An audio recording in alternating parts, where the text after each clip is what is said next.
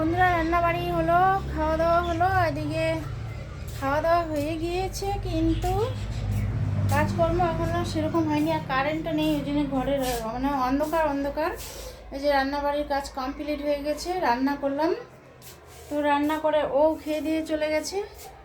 আর যে এখানে রান্না পড়ে আছে নিচে, ও খেয়ে দিয়ে চলে গেল দোকান নিয়ে। আর আমি স্নান হয়নি, আজকে একটু কাজ বাজ আছে, ওই জন্য কাজের জন্য একটু লেটে স্নান করব।